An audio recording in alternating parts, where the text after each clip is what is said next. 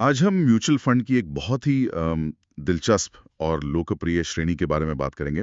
Flexi cap fund. जी।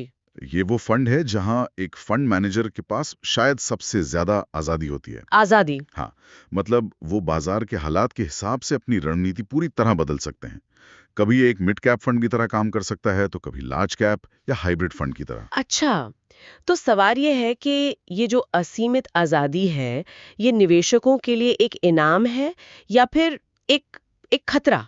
चलिए इसी को समझते हैं। बिल्कुल। तो जब एक फंड मैनेजर के पास इतनी स्वतंत्रता हो, तो मुझे लगता है कि फंड हाउस की नैतिकता और मैनेजर की अपनी समझ, उसका अनुशासन, ये सबसे ज्यादा मायने रखता होगा। आपने बिल्कुल सही नब्ज पकड़ी है। यहीं पर वो कहते हैं ना, हितों का टकराव यानी कॉन्फ्लिक्ट ऑफ इंटरेस्ट का मुद्दा बहुत अहम हो जाता है। हितों का टकराव, ठीक है। कोई उदाहरण है इसका जिससे समझना आसान हो? हाँ, एक बहुत ताजा उदाहरण है लेंसकार्ट के आईपीओ का। जब वो आया तो करीब 21 म्यूचुअल फंड ने उसमें हिस्सा लिया।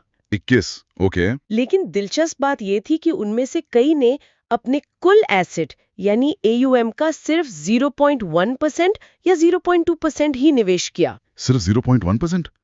ये तो ऊंट के मुंह में जीरा भी नहीं हुआ।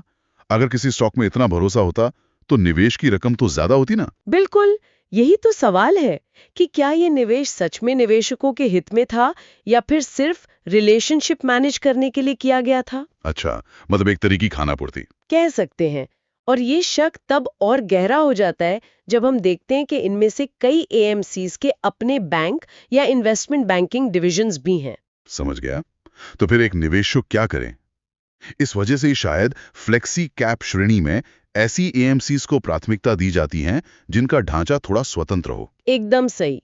जैसे कि पीपीएफएस या क्वांटम, इनका पूरा ध्यान सिर्फ और सिर्फ एसेट मैनेजमेंट पर होता है, तो हितों के टकराव की संभावना अपने आप कम हो जाती है। स्वतंत्र फंड्स की बात चली है तो एक नाम जहन में आता है, पराग पारिक फ्लेक्सी कैप फंड।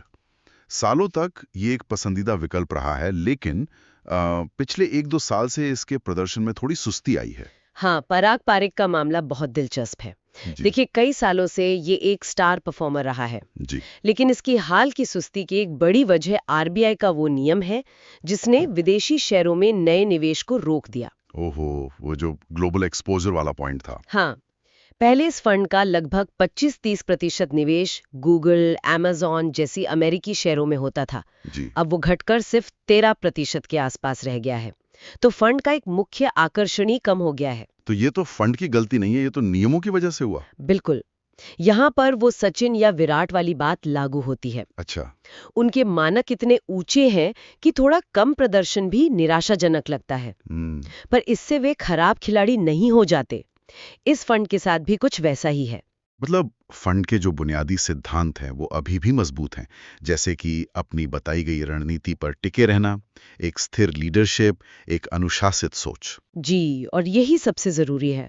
तो आज की बातचीत का सार ये निकलता है कि फ्लेक्सी कैप फंड में सिर्फ रिटर्न देखने के बजाय फंड हाउस की नैतिकता, उसकी स्वतंत्रता और उसके काम करने के तरीके को समझना ज्यादा जरूरी है। और ये हर निवेशक के लिए एक बड़ा सवाल छोड़ जाता है। जब कोई निवेश चुन रहे हों, तो क्या वे सिर्फ प्रदर्शन के आंकड़ों पर भरोसा कर रहे हैं या उन लोगों और संस्थाओं के सिद्धांतों पर भी जिनके हाथों में उनका पैसा है?